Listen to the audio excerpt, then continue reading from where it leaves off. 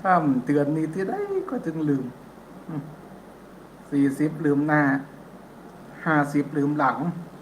ท่านผู้ฟังทุกท่านแล้วก็ท่านผู้ชมทาง Facebook ตัวนะเข้าออกกันนะบางครั้งก็มีไปฟังเลยก็มีนะอาตมาก็ว่าของอาตมาไปจะนั้นนะ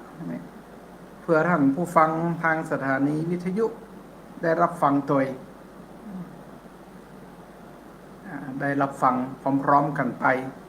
คือท่านผู้ฟังจากสถานีวิทยุวัดบรรพตสถิตจังหวัดลำปาง106.50 เมกะเฮิรตซ์เครือข่ายวิทยุสีขาวเพื่อชาวประชานี่แต่เจ้ามีแม่บ้านห้วยฮีเนาะโยมแม่บ้านห้วยฮีเพิ่นโทรศัพท์มาเขาก็เรียกว่าไผ่เป็นเบอร์แปลกๆบ่ได้เซฟชื่อไว้ตอนแรกก็บ่กล้าฮับนี่สีดังเมินไปถ้ามันจะมิจฉาชีพเนี่ยเนาะ ก็เลยกดฮับสายเป็นแม่ยังฮะแม่สีอีกอะเนาะถ้าจำว่าได้ก็สมมาเนื้อแม่เนื้อถ้าตักชื่อผิดไปนั่นนะต้องขอสมมาอภัยตัวเพราะว่าเดี๋ยวนี้มันลืมนะซึ่งบอกตามซื่อแล้วตั้งแต่อาตมาไปผ่าเนื้องอกในสมองมานี่นะมันลืมสวดมนต์นี่ยังลืม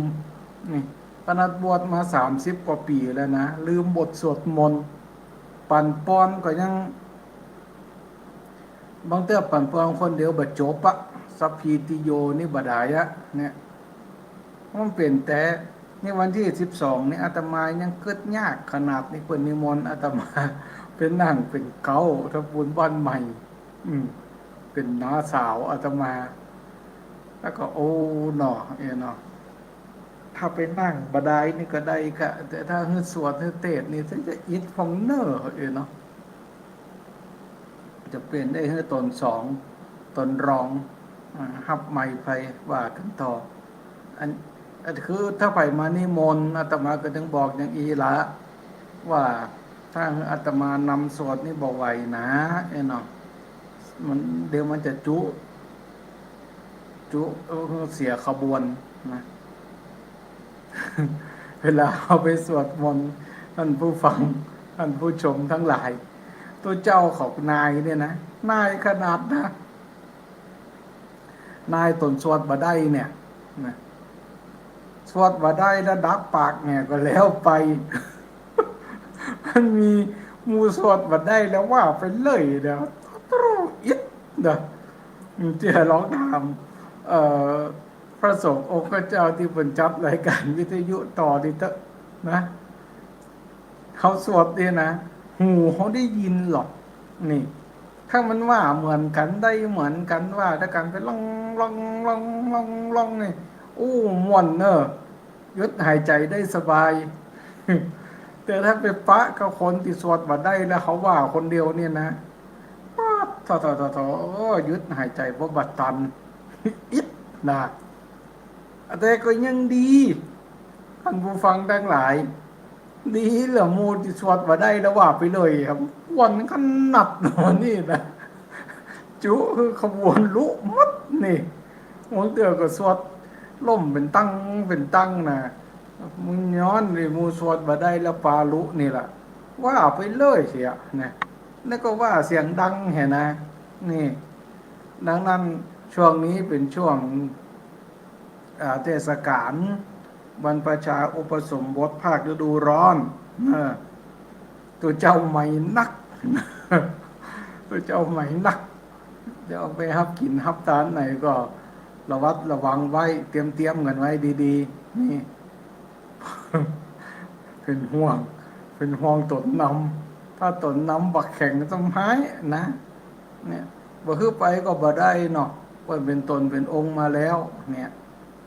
ถ้าเขาคือไปก็โคตรนะนี่จี้เห็นน่ะคือไปกินไปตานไหนเนาะเห็นหรอเอาคนเดียวอะแกตัวเป็นเจ้าอาวาสหรอเห็นหรอคัดไปเลือกไปเนี่ยโอ้โดว่าเขาไปสปะเนี่ย ทำเพื่อไปก็โคตรเพื่อไปก็สวดบ่ได้นี่สวดบ่ได้แล้วก็ไปอยู่ดักนี่ถ้าสวดบ่ได้นั่งภาวนาไปด้วยเปิ่นอธิษฐานจิต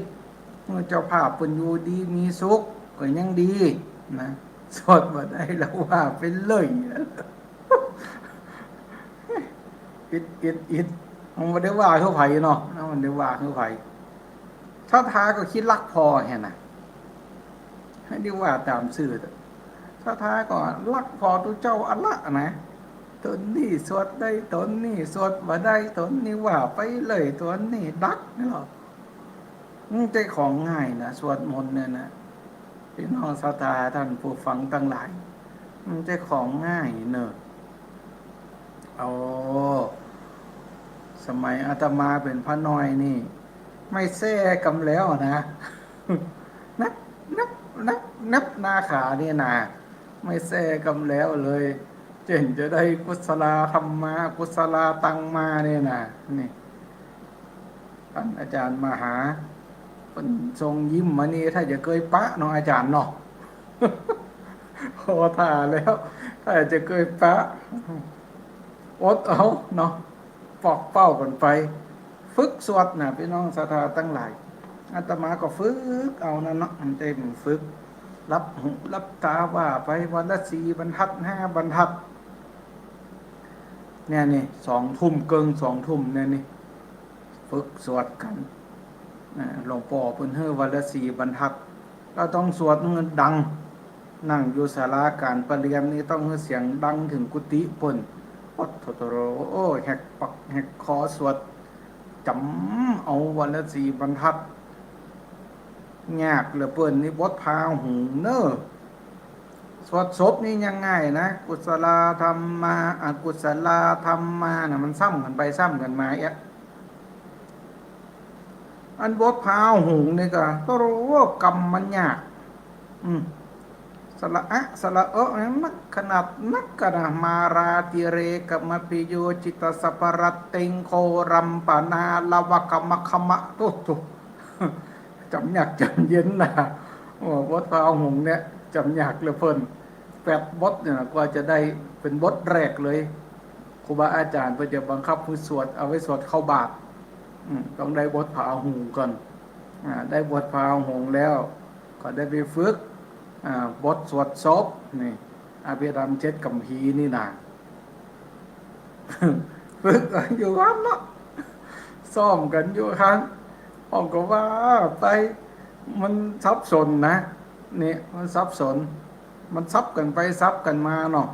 ต้องตั้งสติให้ดีนะสังฆโหอสังฆโหสังฆหิเตนะอสังฆหิตังอสังฆหิเตนะสังฆหิตังสังฆหิเตนะสังฆหิตังอสังฆหิเตนะอสังฆหิตังมันอยู่สังฆะสังฆโหสังฆะสังฆโหสังฆตังอสังฆตังอยู่เนี่ยมันทุกยากนะใครมาเป็นตัวเจ้าพอเนอะก็ศรัทธาก็แซวกันดีนะอันแล้ววันนี้ปอกหน่อเนาะพระโวสโคเตอนี่นปิเงือฟังน่ะตุ่มพาอยู่หันนั่นน่ะดินก็บ่ได้ไปไหนก็บ่ได้เงือไหลออกกองแห่ซะนะกว่าจะกุศลธรรมมาอกุศลธรรมมาจบตัวเจ้ามันตัวนิมนต์เนาะเรื่องไก่บะขันก็บ่ดีเนี่ยไก่ตัวได้บะขันก็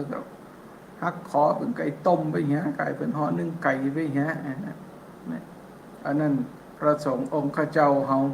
บวชมาแล้วต้องฝึกนะฝึกขันฝึกขันฝึกว่าฝึกให้มันได้ฝึกเอามันจะยากจะได้ก็ฝึกเอาเถอะนะถ้ามันบ่ได้แต่บทในที่มันบ่ได้น่ะเปิ้นเอาอย่างหัวมันนำไปเลยน่ะบางเตื้อมันมีหรอกครูบาอาจารย์ตนเฒ่าตนแก่ขนาดอาตมาบวชมา30 ปีแล้วอ่ะเอาอย่างมานำบ่ฮู้อ่ะก็เท่าไปขุดเอาลูกจากไหนมานี่เหอะไอ้ดอกก็มีน่ะเป็นคาถาของเปิ้นเป็นคาถาก็เอามาว่า ถ้ามันบ่ได้ก็นั่งภาวนาเอานี่ดักปักไว้หันนี่นั่งภาวนาแปลงใจใสบริสุทธิ์อวยพรเจ้าภาพไปก่อนบทใดแต่เฮาบ่ได้นั่นนะจะไปว่าไปเลยนะไปว่าไปเลยอันนี้ฝากนะต้องฝึกนะ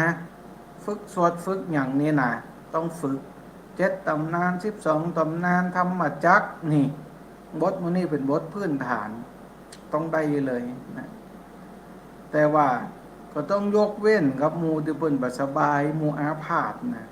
อย่างอาตมาเนี่ยล่ะมันหลงลืมไปเนาะหลงไปลืมไปมันก็ไปตามสภาวะสังขาร นะนาเนี้ยนาบวชผักดูร้อนตัวเจ้าใหม่นักสมณเณรใหม่คนนักนะครูบาอาจารย์วัดใดที่รับสมณเณรมาใหม่ก็ก่อยพอก่อยกอยออเนอร์นะยุคสมัยบาเดียวมันจะมาปกครองอย่างยุคเฮาสมัยก่อนนะมันได้ละสมัยก่อนนี่เปิ้นเอาลูกมาฝากก็ฝากแต่หรอกเนาะฝากแต่เลยฝากครูบาอาจารย์ช่วยพอว่าตโรไม่แซ่นี่แซ่เป็นกรรมเป็นกรรมอาตมานี่ซ้ำโดนนักกว่าที่พวกท่านคิดเนอะท่านผู้ฟังทั้งหลายโดนเสะเคียนบ่พอนะยังทำร้ายจิตใจทางอ้อมหมายความว่าจะได้โอ้ก็อาตมาอยู่มันติดแม่น้ำหรอกเนี่ยท่านผู้ฟังทั้งหลายว่าติดแม่น้ำจางแล้วต้นไข่มันนักนะกิ่งไข่นะต้นไข่นะมันนักเนี่ยหลวงพ่อจะเอาว่าเพื่อก็จะบอกว่าถ้าจะต่อสูตรเข้ามาเรียบสูตรเนาะถ้าจะไปต่อสูตรเรียบสูตรเนี่ยเอาไปตัดแม่ไข่มาคนเดียว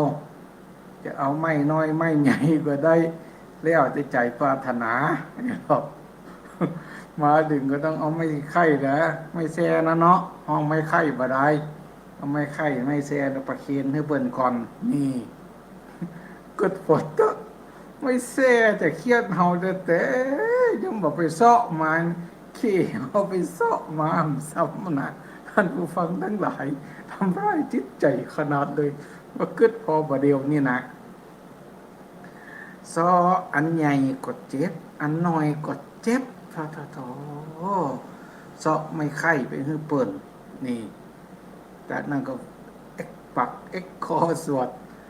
บ่ได้ก็โดนแทบหน้าขาสวดบ่ได้ก็โดนแทบหน้าขาแล้วมันก็ดีเนาะ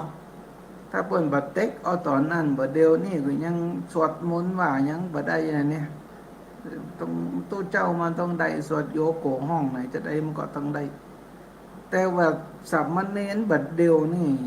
มันบอบบางนะมันจะรุ่นทรหดอดทนรุ่นถึกอย่างงูเห่าเนอะนี่ครูบาอาจารย์ทั้งหลายระมัดระวังดีนะเนี่ยอาตมาก็หันข่าวหันพ่อกับพวกท่านนั่นนะหันพวกกับพ่อกับท่านผู้ฟังทั้งหลายนั่นนะนี่เดี๋ยวนี้เขียนบ่ได้ตีบ่ได้แตะบ่ได้เด็ดขาดเนี่ยถ้าเขาสวกไปสกรรมปอเมียมาล่ะเอาไว้โลกข้าเจ้าบ่ใจลึกบ่ใจลึงตั้งแต่เลี้ยงมามันเคยโดนไม่แซ่สักเตือเนื้อตุเป็นไผปอดซอกนี่ตุเป็นไผเต้าเอวดาอยู่หน้ากุฏิเลยดานี่ด่าเขาได้ผมพอนะจะฟ้องเขาแหมนะโทษฐานทำร้ายเด็กนะดังนั้นต้องเอาน้ำเย็นเอาเมตตาเขาลูบเนี่ยครูบาอาจารย์เนอะเนี่ยพี่น้องศรัทธาก็เหมือนกันพระเน้นพระน้อยบวชใหม่อยู่แต่ว่ายังล่นเตะฟุตบอลเตะแต่ก็ไปอยู่จับเปิ้ลมาขูดหัวใส่ผ้าเหลืองอ่ะมันก็จะมีสักน้อยนั่นแหละมันละนิสัยเก่าบ่ได้เตื้อจะไปเอาแต่เอาว่าเต็กเป็นเต็กตายยังก็เปิ้นเนี่ยจัวน้อยมันก็จะลึกจะให้ยังมันไปใหญ่มามันก็จะหูกรรมคนเดียวนะถ้ามันบ่พิษไล่แรงอย่างแต่ว่าก็รักษากันไว้เถอะรักษากันไว้ฉะนั้นอบรมสั่งสอนไปกับพระน้อยนี่ อาตมานี่ผมใครว่าอย่างนั้นนะก็ถึงสมัยฮอดตัวเก่าเป็นพระน้อยตัวเนี่ยวีรกรรมก็สปะเหมือนกันเนอะนี่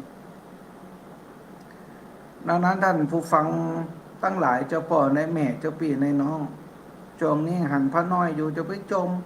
ลึกโทษนะเน้นตอนนี้นี่นะลึกยังบอกยังกลางเนี่ยจะไปปากเป็นวจีกรรมกำปากเป็นยังหันเต้ก็อ๋ออ้อย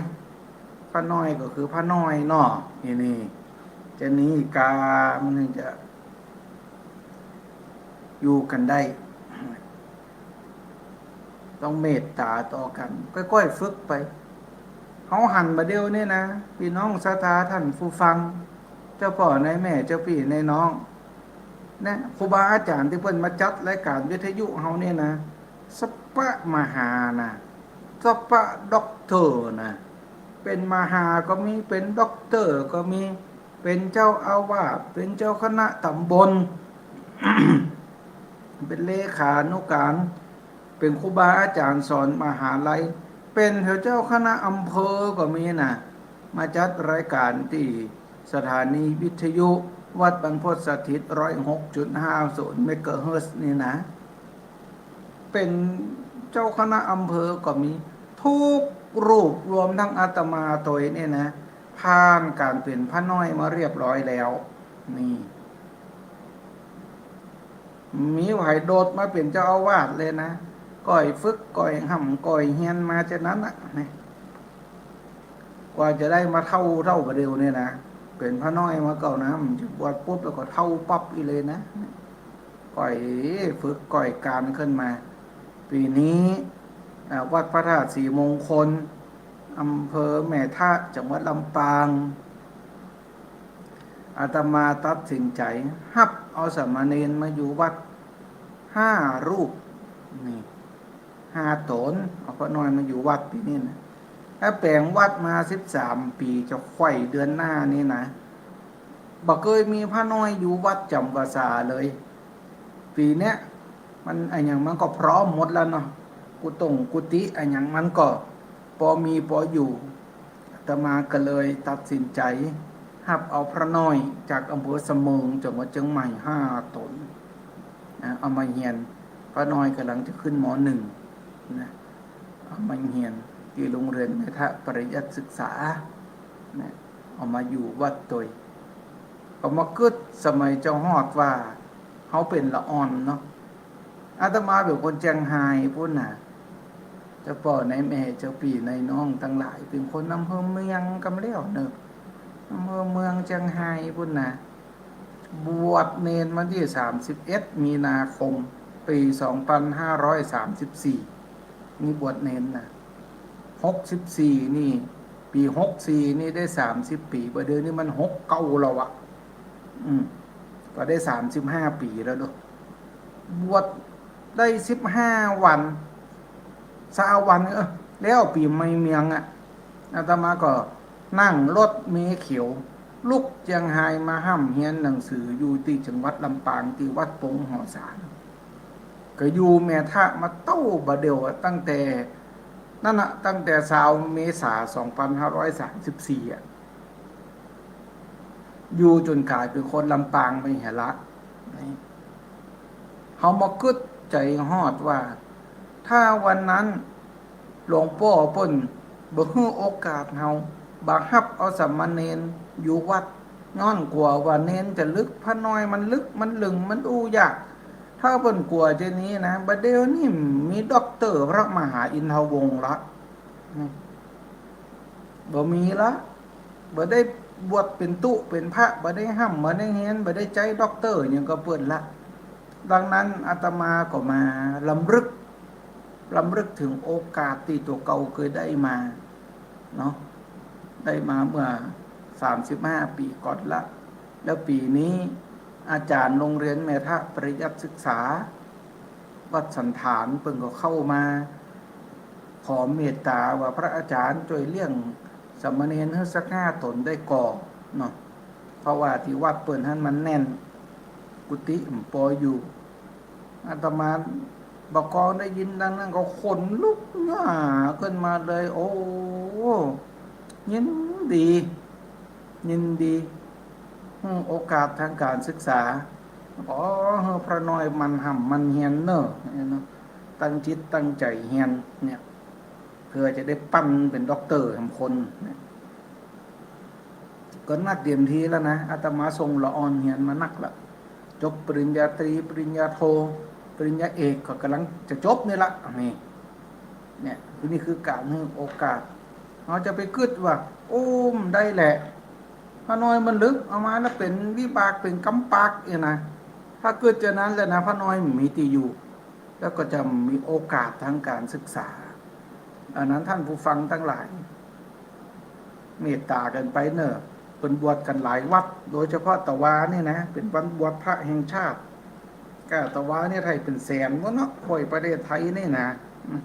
นักขนาดอาตมาก็ไปนั่งเป็นอุปชา8-9 ตน3 เตื้อนั่งเมินก็บ่ไหวเนี่ยนั่งเมินแต่ก็บ่ไหวเนี่ยก็ฟังขนาดเนาะฉันเพลแล้วก็ฟังเข้าไปในเบียงตะวานี้ที่วัดพระแก้วดอนเต้าสุชาดารามพระเดชพระคุณหลวงพ่อเจ้าคณะจังหวัดลำปางท่านเมตตามอบตราตั้งคือเจ้าคณะตำบลใหม่เจ้าอาวาสใหม่ผู้ช่วยเจ้าอาวาสใหม่แล้วก็เจ้าสำนักปฏิบัติธรรมประจำจังหวัด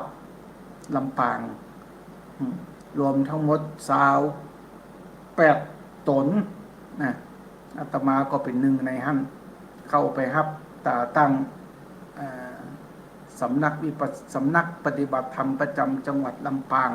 แห่งที่35วัดพระธาตุศรีมงคลได้มหาเถรสมาคมได้ประกาศรับรองแล้วได้ไปรับตราตั้งทวาก็ได้ไปรับกับเปิ้ลรับตราตั้งปิกมาก็เป็นนั่งเป็นพระอุปชางานอุปสมบทที่วัดสันฐานนี่ก็ทวานี่โอ้วันบวชนักขนาดที่ไหนพวกก็ขึ้นภาพบวชกันทั้งนั้นนี่แต่ว่าท่านทั้งหลายจำนวนตู้เจ้าเฮาเนี่ยนะลดลงทุกปีลดลงกู้ปี2568นี่สำนักงานพระพุทธศาสนาแห่งชาติประกาศมาแล้วว่าจำนวนพระภิกษุเฉพาะตู้เจ้านะจำนวนพระภิกษุของประเทศไทยของปีแล้วมี245,000 กว่ารูป240,000ลดมา55,000นี่ลดมา55,000นะสมัยก่อนมี300,000อันนี้บ่นับสามเณรเนอะนับกับตู้เจ้าลดมา50,000ไปลดลงเรื่อยๆนะมันได้เฉพาะกสิกากอบเอาไปนะมันมีปัจจัยหลายอย่างประเดี๋ยวนี้นะมันต้องหาคนเป๊กคนบวชนี่ยากขนาดจุจะได้มันก็มาบวชฟรีมันก็มาบวชนะอันนี้ก็จะขอแจ้งเสียงประชาสัมพันธ์ทางสถานีวิทยุวัดบรรพตสถิต 106.5 เมกะเฮิรตซ์ประชาสัมพันธ์ไปยัง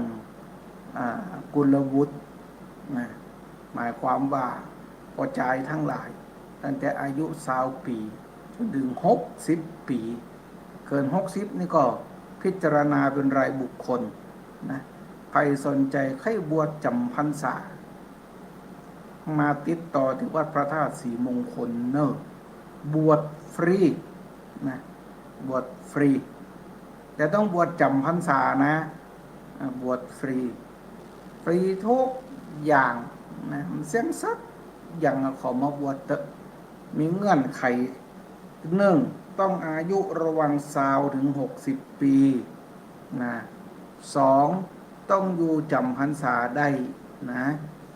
3จะต้องบ่เสพสิ่งเสพติดหรือมีรอยสักในที่เปิดเผยสักยันเต็มตัวนี่ก็เอานะมันจะว่าคนสักยันดีนะเจ้าปีนายน้อง มันดูคัดกับสมณะสารูปอะไรเนาะคนซักยันก็ดีนะจะไปเข้าใจผิดว่าอาตมาว่าซักยันบดีเนอะซักยันก็ดีเป็นรสนิยมของเปิ้นก็งามบางคนซักเปิ้นก็ซักงามไอ้นี่ก็เขาก็บอกว่าเปิ้นแต่คนที่จะมาบวชอะถ้ามันลายพ้อยลำไปนี่มันก็มันแบบเปิงต่อสมณะสารูปบ่ได้แต่เป็นเจ้าบ้านเจ้าหยังเปิ้นก็ซักกันไปแต่ถ้าซักในที่ลับๆเนี่ยที่มันใส่ผ้าใส่ขวดแล้วบหันนะอันนี้ก็อนุโลมกันได้อยู่นะอนุโลมกันได้เนี่ยมันจะถ้าเปิดแขนขวามาแล้วโอ้โหลายมังกร7 ตัว8 ตัววันตั้งแต่นิ้วกลางจนถึงหัวไหล่พวกนี้นะอันนี้มันมักไปน้อยเนาะมักไปน้อยก็ไปสอบบทตั้งอื่นเอาวัดพระราชสีมงคลนี่ย่ำหน่อยนะแล้วก็ประการสุดท้ายนะคุณสมบัตินะจะต้องเต็มบาทเต็มเต็งเนี่ยนะต้องเต็มบาทเต็มเต็งเนาะถึงจะมาสวดมาปฏิบัติธรรมได้นะใครมีลูกมีเต้าก็แนะนำมาเนอะบวชได้ตลอดเวลาบวชได้ตลอดเวลาจนกว่าจะเข้าพรรษานะพร้อมวันใดก็มาสมัครได้มาอันจิมขังนะจิมขังมาได้เลยกุฏิมีอยู่ข้าวมีให้กินเนี่ยไม่หายากอันนี้ก็โอ้ว่าสิ่งละอันพันละน้อยก็เสี่ยงไปกึ่งชั่วโมงละอันผู้ฟังตั้งหลายอาตมาก็เปิดสปอร์ตสถานีประจังเดี๋ยวนี้มันมีสปอร์ตสถานีได้ผลใจตัวน่ะเป็นข้าวสารของทางสถานีที่ประชาสัมพันธ์งานเนี่ยพี่น้องศรัทธาถ้าจะได้ฟังกันตั้งทุกต้นชั่วโมงเนาะที่เพิ่นจะจัดงานสะเกาดำหัว สมมาเนอะงานสะเกาดำหัวสมมาคารวะครูบาอาจารย์ที่ท่านมาจัดรายการพร้อมทั้งจะได้ทำพิธีเปิดสถานีวิทยุอย่างเป็นทางการนะในวันที่25 เมษายน 2569นี่นะดังนั้นท่านผู้ฟังท่านใดไปเอี่ยวหากันเนอะเนี่ยไปเอี่ยวพอกันไปเอี่ยวหากันได้ยินกับเสียงได้หันหน้าสักเตื้อเห็นไหมไปเอี่ยวพอกันเนอะ25 เมษายนที่วัดบรรพตสถิต อำเภอเมืองสุดวันอะไปเถอะกินข้าวไงแล้วก็ฟังไปนะกินข้าวไงแล้วก็ฟังเงินไปคนนักด่างานเนี่ยเพราะว่าที่เคยหันจะจัดมาคนนักตลอดไผ่ไปจ้านี่นอกจากเจ้าอี้จำมีนางแล้วลงทานมดนะ เนี่ยฟังไปนี่ไปขวายนี่มันได้กินข้าวละลงทานนี่มันต้องมดก่อนตู้เจ้าสลวดนะเริ่มงานตั้งแต่เจ้าเลย8 โมงมีพิธีสวดถอนนี่เจ้านั่นก็จะมีรายการเสวนาธรรมพระสงฆ์กับการสื่อสารเล่าขานวิทยุท้องถิ่นเนี่ยกำหนดการเนี่ยมาออกมาเต่อไปจะได้ขึ้นอูพ่องนะจากนั้น10 โมงเกิงก็จะเจริญพุทธมนต์สืบโหราชตาให้พี่น้องศรัทธาที่ไปร่วมกิจกรรมกันเนื่องในเทศกาลเดือนจีปีใหม่วันพญาวันล่ำไปน้อยเดียวบ่ได้ถือว่าอยู่ในช่วงปีใหม่อยู่สืบโหราชตากันเนี่ยแล้วก็ประกอบพิธีเปิดป้ายสถานีวิทยุตึงวัดบรรพตสถิตเนี่ยมีพิธีเปิดป้ายตัวช่วงนั้นนี่เพิ่นจะฮับจังสาประออกไม่ออกเลยนะเพิ่นนี้มโหรีปีผาดเลยนะไปฟ้อนไปลำแสดงความยินดีในการเปิดป้ายกันเปิดป้ายเสร็จแล้วก็จะถวายเพลตู้เจ้าทั้งนั้นก็คือหมู่พระดีเจทั้งหลายเนี่ยละมันจะพระเจดีนะพระดีเจนะถ้าพระเจดีนี่เก่าละนะผุพังละนะนี่คือพระดีเจคือพระที่จัดรายการวิทยุเนี่ยมันจะไปฉันเข้าฉันน้ำด้วยกันท่านหลังจากที่ท่านผู้ฟังเจ้าเปาะในแม่ได้ติดตามได้ฟังน้ำเรียงเสียงกล่าวของเปิ้นมาเมินแล้วเนี่ยนะหน้าตาแต่จะเป็นจะใดครับพอเสียงนี่นุ่มเสียงหวานเนาะ หน้าตาเนี่ยจะรอยังพระเอกปุ่นเนาะเป็นแนวพอเนอร์เนี่ยอันว่ามหาอินทวงศ์เนี่ยนะก็น่ะอยู่แม่ทะปุ่นนะมันจะนับได้นับแค่หันเนอไปพอถั่วแต้แหกกำจะขาวยังสำลีก็ว่าจะดำขึ้นลึกนะไปพอกันวันที่25 เมษายนนักจัดรายการพระดีเจทุกรูปนะเพื่อนจะไปเปาะกันทั้งหมดเลยทั่วภาคเหนือนะมันจะกระลำปางเขานะมาทั่วภาคเหนือเลยดังนั้นได้ข่าวแว่วๆว่า50 กว่ารูปปุ่นเนอะเนี่ยไผ่บ่ไปงานนี้นะพลาดโอกาสนะพลาดโอกาสอย่างยิ่งทำพิธีเปิดป้ายถวายข้าวน้ำข้าวตอนแล้วพี่น้องศรัทธาก็รับประทานอาหารแบบโรงทานตามอัธยาศัยไปก่อนกินอิ่มนี่ไปก่อนกินอิ่มอาตมาโอนักละจะไปก่อนถึงอิ่มนี่จากนั้นกินข้าวน้ำข้าวตอนแล้วเขาก็จะมีการสะเก้าดำหัวพระสงฆ์ครูบาอาจารย์พระนักเผยแพร่พระนักจัดวิทยุนี่นะอันจัดวิทยุกันนี่นะเจ้าพ่อในแม่เจ้าพี่ในน้องเนอะมันจะได้กล้าได้สินอย่างสักบาทหนาอันนี้เป็นสัตว์จริงเลยนี่โอ้แต่มีตนใดเนี่ยอันที่นายสถานีโทรศัพท์มาทวงจริงๆนะพระอาจารย์ออกวิทยุเนอะนั่นนะโอ้เฮาขนาดหนาจะได้สักบัตรนะออกด้วยจิตโดยใจที่จะน้อมนำเอาธรรมะคำสอนสิ่งละอันพันละน้อยเอามาเล่าให้เจ้าพ่อในแม่เจ้าพี่ในน้องฟังนะออกฟรีนี่อิดหรือเตดทำก่อนหนาเตดทำนี่ก็20 นาที30 นาทีเนาะอาตมาไปเตดนี่นะพระอนะเตดเหมือนเขาก็บ่ชอบงานศพนั่นน่ะเตดเหมือนเขาก็จมห้องเขาย่ำได้ขึ้นทำมาดแต่เอิ้นตัวแล้วเจ้าหมายมันดีบ่เนอะฟังปิกไปพอละครตอนจบอยู่ห่วงละครหรือห่วงฟังธรรมเหมือนมีแต่นะ20 นาทีก็จบละสอนหนังสืออาตมาเป็นอาจารย์สอนหนังสือมหาลัยส่งตัวสอนหนังสือนี่มันมีนักเรียนหรอกนักเรียนอูพ่องอาจารย์อูพ่องนี่มีนำเสนอทางอินเทอร์เน็ตอย่างกันพ่องมันก็จะได้ปากนักเต่าจัดวิทยุนี่1 ชั่วโมงนี่ละตึ้งบ่ได้เลยนะเนี่ยจำเป็นปากจนสุดชั่วโมงเอาอย่างมาอู้หาขาดก็ยังเงิดเหมือนกันนะท่านผู้ฟังก็เมตตาฟังกันตลอดโทรศัพท์มาเมื่อใดก็โอ้ยแม่ฟังนะแต่เจ้าพุทธละนะเงินเดือนคนเท่าบ่เดียวนะมันกุ้มไก่อย่างนะตัวเฮ้ยเอาไปอย่างเสื้อทานใส่วิทยุเหรอเพิ่นยังใช้ทรานซิสเตอร์อยู่เดี๋ยวอาตมาก็หันอาจารย์ดร.พัชริยาดร.แอปนายสถานีเขาเนี่ยนะลงทุนซื้อทรานซิสเตอร์มาเลยนะเพิ่นเอามาฟังว่าสัญญาณไผดีสัญญาณไผบ่ดีเงินเดือนผู้สูงอายุนี่เสี่ยงไปกับกาทันเนี่ยก็ยังเมตตาฟังกันเจ้าสุดแรงเจ้าสุดแรงเนาะฟังเพียงกู้เพียงกิมกันเถอะเจ้าพ่อในแม่เจ้าพี่ในน้องทั้งหลายเนี่ยฟังเป็นคู่กันอยู่นี่เนี่ยผู้เจ้าตนเตนนี่อิดขนาดนะแต่ว่ามันเป็นยังเพราะเขาจะได้พบปะก็ท่านผู้ฟังตั้งหลายเนี่ย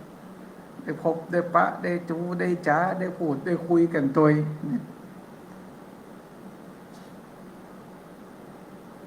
ดังนั้นวันที่25นี้ไปสะเก้าดำหัวปุ่นเหี้ยเพราะมองพ่องมีหรอกตัวเจ้าตัวนี้อูมันแกเนี่ยตัวเจ้าตัวนี้ว่าบ่ให้ม่วนเหรออีหรอเนี่ยว่าไปสักปะอาตมาบ่รับโทรศัพท์เตเนอฟังโทรมาเตือกำลังจัดรายการอยู่ท่านผู้ฟังทั้งหลายรออาตมาบอกว่าเปิดสายหน้าไมค์อีกไว้โทรนะกำลังจัดอยู่โดยสกรรมโดเมเนอร์ไปโอ้ปวดโทรมาแล้วเนี่ยเพิ่นให้จะบอกว่าอีแม่เป็นกู้อยู่นี่ละเนี่ยนอกจากสตางค์ผู้สูงอายุจะไปใจ อ่าซื้อผ่านวิทยุแล้วยังต้องเอาไปเติมสตังค์กับโทรศัพท์เนี่ยมาอันเดียวผมได้โทรเข้ามาในรายการ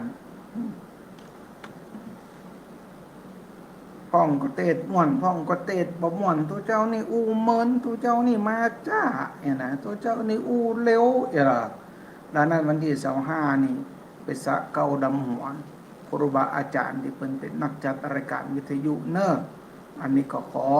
ฝากประชาสัมพันธ์กิจกรรมของทางสถานีวิทยุวัดบรรพตสถิตของเฮาไว้อำเภอแม่พระเนี่ยสัญญาณแจ่มชัดขนาดหนักอาตมาชอบเปิดในรถฟังไปเช็คสัญญาณว่าดังไปถึงไหนเนี่ยสัญญาณชัดบ่ชัดเนี่ยนะอาตมาชอบเปิดวิทยุบนรถฟังแต่แม่ทะนี่ชัดเจนดีนะอันนี้เป็นข่าวประชาสัมพันธ์ของทางสถานีอูนักน้อยนะอูนักไปน้อยก็สมมาอภัยตัวอันอย่างบลอมพร้อมแพมจะหมดเวลาแล้วเป็นจะได้พ่องวันนี้ความจริงวันนี้อาตมาตั้งใจจะมากระดันทั้งหลายเรื่องการปฏิบัติธรรมอากาศมันฮ้อนตั้งทั้งหลายช่วงนี้นะฮ้อนแต่จะไปใจฮ้อนตัวยังไงแกงใจตัวเก่าเย็นๆอาตมานี่ขึ้นมาอยู่บนดอยมันก็เย็นดีอยู่ลมสุยๆเหมือนกันนะแต่มันก็มันจะลมเย็นขนาดเหมือนกับหน้าหนาวเนาะแต่มันก็ยังมีลมพัดอยู่แต่เสียอย่างเดียวคือปัญหาหมอกควันแสบหูแสบตาขนาดสตาตั้งหลายเฮ้ยท่านผู้ฟังทุกท่านแต่ก็วันนี้ดีเหลือกูวันอันตมาก็ขึ้นมาพอสลาเป็นเยียกเนี่ยการแล้วก็ได้ลวดมาอ่านหนังสืออ่านตำรับตำราอยู่ที่ศูนย์วิปัสสนา11 ไร่นะพี่น้องศรัทธาตั้งหลายปีแล้วอาตมาจ้างเพิ่นมาเอาหญ้าปีนี้ผมเอาปล่อยมันออกขึ้นเตอะเนี่ยนะหน้าแรงมามันก็วอบไปกำน่ะไม่ได้เผานะมันก็แห้งเกิดไปแห่กำเหรอขนาดต้นไม้ยังยืนต้นตายมนุษย์เฮานี่ทนขนาดอาตมาได้ข่าวมาหลายคนแล้วนะท่านผู้ฟังตั้งหลายจะไปเฮือตัวเกาฮ้อนเกเนอนะจะไปออกแดดหมื่นฮิสโตรกนะชื่อภาษาไทยชื่อภาษาอังกฤษเนี่ยนะคนเท่านี่ซ้อมดีๆเนอะนะฮิสโตรกเนี่ยนะชื่อคนนั้นนะเป็นล้มแดดใครเป็นฮิสโตรกแล้วนะโรคเนี้ยมันเกี่ยวกับทางสมองเกี่ยวกับเลือดนะเกี่ยวกับสมองเขาจะไปปล่อยตัวเกาฮ้อนจนเกินไปนะเดี๋ยวเส้นเลือดในสมองมันแตกมันเป็นฮิสโตรกนี่แหละมันเป็นลมแดดนะดังนั้นรักษาเนื้อรักษาตัวไว้จะไปปล่อยตัวเกาเขาเจนนะออกแดดของพักผ่องนะพออย่างที่มันเย็นๆมาจ่อยกันเนี่ยจะไปกินน้ำเย็นนักเนอนะอันตรายเหมือนกันนะจะไปเย็นจัดเอามันอุณหภูมิปกตินี่เอาเย็นแห่น้อยยังพอได้อยู่เย็นจัดลงไปร่างกายเขาปรับตัวบัดตันนะเพราะมันยังฮ้อนอยู่ไปกินน้ำเย็นเข้าไปเปิดขึ้นสมองเลยนะดังนั้นพยายามปรับสมดุลของร่างกายให้ดีดูแลสุขภาพกันเป็นตัวเนอร์ตอนนี้เหลือเวลาแห่ง10 นาทีท่านผู้ฟังท่านใดใครใครจ๋ากับอาตมาเมื่อเวลา3 สายเนอร์โทรมามาจ๋ามาพูดมาคุยแล้วเป็นจะได้กันพ้องวันนี้นะอาตมาก็วันนี้นี่สิ่งละอันพันละน้อยเอามานั่งคุยกันอาตมาว่าศรัทธาถ้าจะฟังธรรมะนักละตนใดก็ธรรมะตนใดก็ธรรมะมาฟังพระอินทร์ว่าไปเลยพ่องรายการเทศไปบ่นไปนี่มาฟังพระอินทร์จมพอแล้วจะเป็นรายใดพ่องสายแรกมาแล้วเจริญพรไม่สาเจ้าวันนี้เป็นใดพ่องฮ้อนคอฮอดกาเจ้าล่ะอาจารย์มาบอกให้ตากแดดแม่กำเจ็ดตากรู้แม่กาเจ้าโอ้โหจะไปออกแดดก็เจียนเนอะแม่เนอะมันฮ้อนเต้นะเจ้าฮอดเต้จ้าอาจารย์แม่ว่าเล่นประดา นะมันจะเป็นลมเป็นแร ของ งอาจารย์เจเมสีเมตตานี้เจ้าอ๋อแม่ปราณีอีกอะ เจ้าเมตตานีชัยวงศ์อ๋อแม่ปราณีชัยวงศ์อาตมาก็จำบ่ได้สมมาเนอะแม่เนอะเจ้ามันถึงเป็นที่แยะเนาะจากวันนี้จะต้องเมื่อบุ้ยเมื่อคืนจะท่องไปชุดคืนเลยปราณีปราณีปราณี แต่ไม่สาเจ้า เจ้าสาธุเจ้าสาธุเจ้าอ๋อนั่นเตอะเนี่ยตักจื่อเพิ่นพิษเพิ่นทวงมาเจนี้ละเนี่ยอันผู้ฟังทั้งหลายตักจื่อพิษก็บ่จะได้นะนี่โดนทวงนี่ตอนนี้เป็นใดกันพ้อง รับไปหมดแล้วก็หาท่านผู้ฟังเขาเนี่ย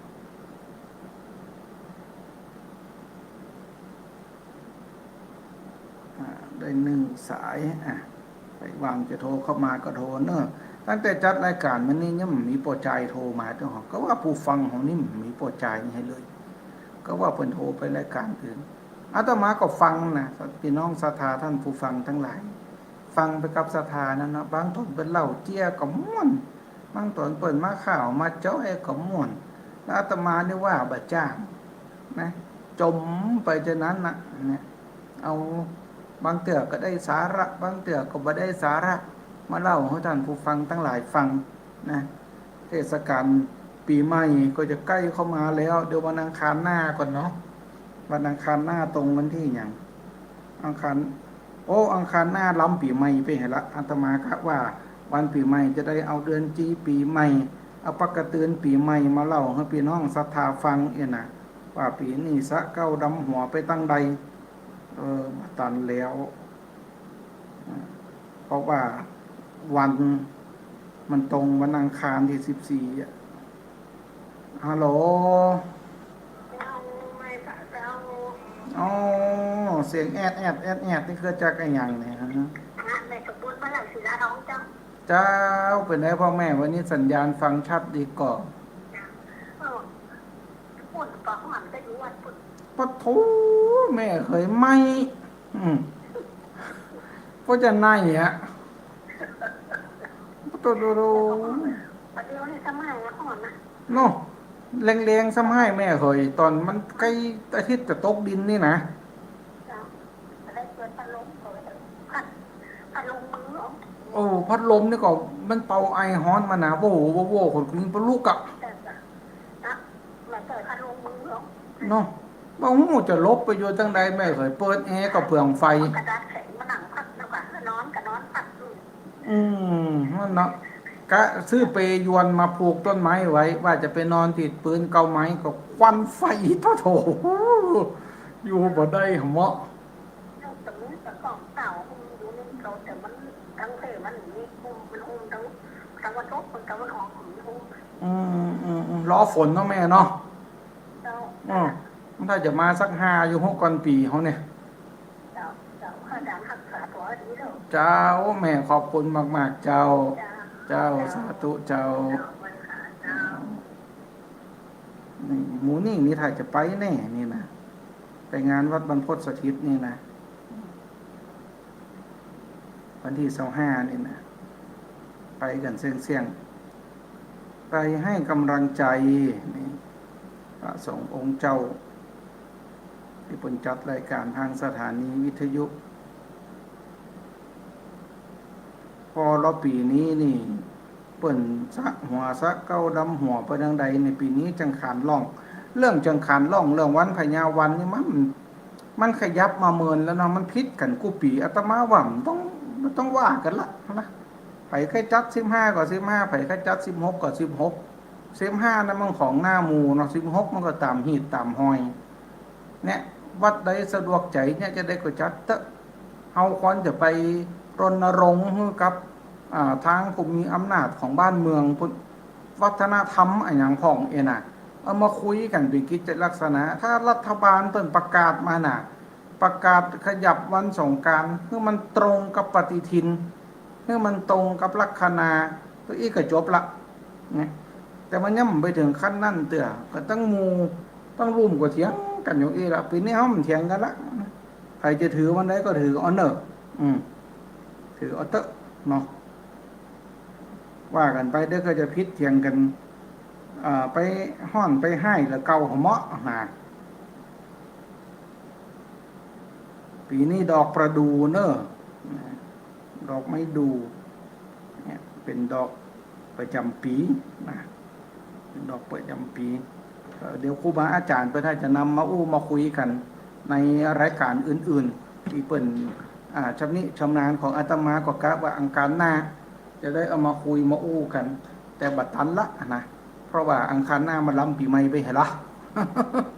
ปีหน้าก่อนมาว่ากันปีนี้มันทันเนาะสำหรับวันนี้มีไผ่โทรมาก็จะปิดรายการแล้วเนอะจะได้นำรายการก่อนปีใหม่นี้ไว้แต่เพียงตัวอีก่อนบรรดาท่านนักศิลป์นักบุญเจ้าพ่อในแม่ตั้งหลายใกล้เทศกาลปีใหม่แล้วก็ปะกันแต่งตาเนอะตานเจดีไซน์กันนะบัดเดือนนี้มันหายไปนะปีก่อนๆนี่วัดอาตมาได้เจดีไซน์นะสามกล่องก่อนนะนี่เจดีไซน์เนี่ยแปลงเสวียนอันบาเล็กบาเล่นนะเจดีไซน์คำ3 กล่อง4 กล่องปีแล้วเนี่ยลดลงมา2 กล่องหิมบะเต็มนี่เนี่ย2 กล่องบะได้หิมบะเต็มดังนั้นปีนี้อาตมาบอกให้คนเท่าแปลงกล่องเดียวพอเนอะนี่แปลงกล่องเดียวพอเพราะว่าคนมันลดลงยิ่งน้ำมันแปลงๆเนี่ยละอ่อนก็บ่ปิกบ้านกันไม่ค่อยมีไผมาขนทรายตุง12 ราศีนี่ก็แล้วหล่อมแหลมไปหาละพี่น้องสถาตันเจ้าข้าตั้งหลาย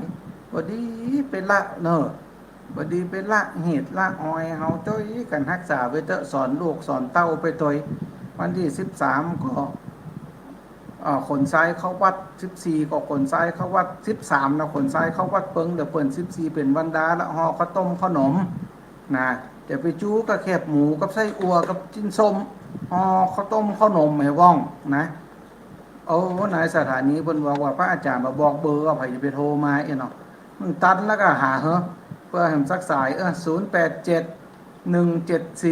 3734คนเท่ารอจดเบอร์อยู่อีก087 174 3734เน็บดอกเอี้ยงเด้อเนอะคนเฮาเนี่ยนะเก้าผมเน็บดอกเอี้ยงห่อข้าวต้มข้าวหนมเนี่ยห่อนึงเนี่ยลำจะได้แกงโหะพ่องผู้เจ้าพระนายไปจะได้เอามาแกงโหะมาเดี๋ยวนี้มันได้แกงโหะละมันมีกระจิ้นส้มก็แคบหมูอย่ามาโหะกับอะหยังนะแปลงแกงโหะแปลงจิ้นห่อนึงมาลำขอแฮมเบอร์ก่อนจะนำรายการจากไปเหลื่อม3 นาทีฟังตัดเตอเนอะฮัลโหลเอาภาษาเจ้าโอ้สายสุดท้ายของวันนี้ฟังแต่เจ้ามาคนบอกคือโทษที่ไรเนาะกับปั้นคนอยู่เนี่ยนี่ก็ไม่สมบูรณ์โทษกับคนหัวคนละโทรมาก่อนแต่ต้นแล้วเจ้าฟังแต่ต้นเลยกันฟังทัวร์คารฟังตั้งแต่ปีก่อนละโอ้นี่แฟนพันธุ์แท้ปีคนต่อข้าวน่ะโอ้ปีนี้ก็ต่อนะแม่ถ้าว่างก็ได้มากันเนอะเจ้าหายไปเมื่อเนาะแม่เฮ้ยบ่สบายสุขภาพของท่านบุคสบายเราอะไรแต่ดีเราอะไรเราแม่เจ้าแม่ไปอย่างก็ผ่าตัดเนื้องอกในสมองประเดี๋ยวสมบูรณ์ดีนะก็ดีขึ้นจับนักแล้วแม่เฮ้ยอ้วนสมบูรณ์หน้ายังซาลาเปาเนี่ยเขาว่าแล้วอันถังพอกูไปต่างประเทศมันเนาะไปมันแม่เฮ้ยมันจะหันอยู่จะเอาแบบเป็นเปลือนเลยเวลาพอที่งูนั่นละโอ้ดีแล้วแม่เฮ้ยตัวพอเตอร์เนอร์เวลาพอที่งูสปะในอันน่ะเนี่ยอย่างก็บอกโมต่อหน้าห้องก็เจ้าพอโทแม่เฮ้ยมึงจะว่าต้องบอกว่าฮ้อนดินั่นแหละแม่หนังตั้งอันอย่างก็ป้าปูนี่อยู่น่ะลงมาปุ๊บวันแม่แหละกะนิ่มมีสักเม็ดแม่เฮ้ยฮ้อนดิบฮ้อนแดงเนี้ย แบ่งมาทั้งเพ่พอหนึ่งถ้ามันมานักหนา มันหนักมันน้อยเดียวเจ้าหายเนี่ย จี้เขาฝนพุ่นหว่า หมดเวลาแล้วแม่เอ๋ยที่เพื่อจะตัดสถานี นักเจ้าแต่จะไม่ต้องแต่ละตะวันแล้ว เจ้าหมดเวลาละเดี๋ยวเพื่อจะตัดสถานีแล้วแม่อีกก่อนเนาะ เจ้า เจอกันวัดพระพุทธเจ้า เจ้า